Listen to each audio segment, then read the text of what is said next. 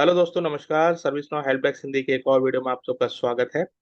Domain separation पे एक हमें क्वेश्चन आया कि स्क्रिप्ट किस तरह से मैनेज होती हैं डोमेन्स में। ओके, अलग अलग डोमेन में जो हम स्क्रिप्ट लिखते हैं उनका एग्जीक्यूशन कैसे होता है। तो उसके लिए मैंने एक छोटी सी यहाँ पे इमेज बनाई है, वो मैं आपको पहले दिखा दूं। तो देखिए, ये इमेज है। ये हमारी डोमेन्स हैं। आपको पता है, अगर आप फॉलो कर रहे हैं तो हमारे पास एमएसपी डोमेन है। उसका जो चाइल्ड है वो है एमएसपी टेक, एंड सिस्को एक सेपरेट डोमेन है। तो ये तीन क्लाइंट स्क्रिप्ट हमने बनाई है। ये तीनों क्लाइंट स्क्रिप्ट कहाँ पे बनाई है वो यहाँ पे इनसाइड डोमेन के अंदर हमने बताया है, और कहाँ पे काम करेंगे वो बताया है। तो देखिए, P1 को अगर देखें तो ये हमने बनाई है सिस्को के अंदर, और ये काम भी सिस्को के अंदर कर रही है। जबकि P2 को हमने बनाया है एमएसपी के अंदर, और ये काम एमएसपी में कर रही है, इसके साथ साथ एमएसपी टेक में भी कर रही है।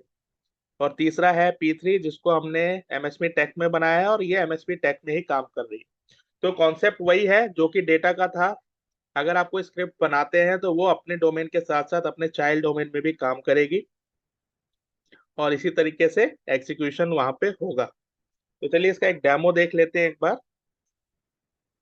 ये हमारा इंस्टेंस है इस समय। सबसे पहले हम चलते हैं ग्लोबल डोमेन में, ठीक है। वहां पे देखते हैं कि किस तरह से स्क्रिप्ट्स दिखती हैं। Let's go to client scripts. यहाँ पे अगर मैं डोमेन से ग्रुप बाय करूं, क्लिक ऑन एक्सपेंड स्कोप, तो यहाँ पे देखिए तीनों स्क्रिप्ट हमें दिख रही हैं। ओके, हर यानी मतलब ग्लोबल के अंदर तो जितनी भी स्क्रिप्ट हैं सारी चलेंगी। तो चलिए एक को टेस्ट कर लेते हैं। इसको रीलोड करते हैं। सबसे पहले प्रायोरिटी को हम चेंज करते हैं, P2 करते हैं, P3 करते हैं।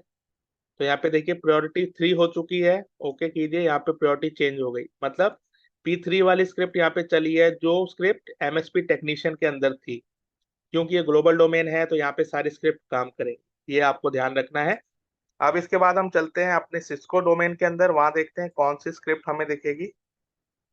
तो अगर हम जाएंगे यहाँ पे देखिए सिस्को के ऊपर, और यहाँ पे रीलोड करें, तो यहाँ पे आपको, अगर इसको हम ग्रुप बाय करते हैं, तो यहाँ पे तीन डोमेन से ही डेटा आ रहा है। एक तो ग्लोबल से आ रहा है, और एक टॉप से आ रहा है, और एक P1 यानी सिस्को से आ रहा है। लेकिन यहाँ पे एमएसपी और एमएसपी टेक्नीशियन नहीं दिख रहा है, ठीक है। तो यहाँ पे जो स्क्रिप्ट है ये P1 के लिए है। तो let's go to incident table. इस इंसिडेंट को ओपन करेंगे जो कि सिस्को डोमेन में ही बना हुआ है। यहाँ पे चेक करते हैं, let's select this P3, and यहाँ पे देखिए P1 के लिए काम करिए, you are changing priority to P1। तो सेम मैसेज आ रहा है, you are changing priority to P1।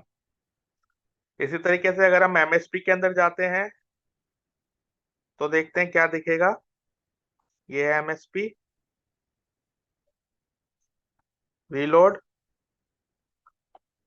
तो यहाँ पे हमें P2 का दिख रहा है, मतलब वो स्क्रिप्ट दिख रही है जो कि एमएसपी के अंदर बनी है। अब हम तीसरा केस टेस्ट करते हैं, जिसमें हम जाएंगे एमएसपी टेक्नीशियन के अंदर, रीलोड। देखिए एमएसपी टेक्नीशियन भी यहाँ पे दिख रहा है, और इसके साथ साथ P2 दिख रहा है, यानी टॉप एमएसपी भी दिख रहा है। तो यानी वही कॉन्सेप्ट है, पेरेंट चाइल्ड भी एप्लीकेबल होगा, और ज्यादा इसमें कुछ ऐसा चेंजेस नहीं है। तो आई होप स्क्रिप्ट को कैसे मैनेज करना है, कहाँ पे स्क्रिप्ट लिखनी है, कब लिखनी है, ये चीज अब आप समझ चुके होंगे। और भी चीजों के साथ हम बहुत जल्दी नए नए टॉपिक्स लाने वाले हैं। चैनल को सब्सक्राइब कीजिए और शेयर कीजिए। Thank you so much, bye bye.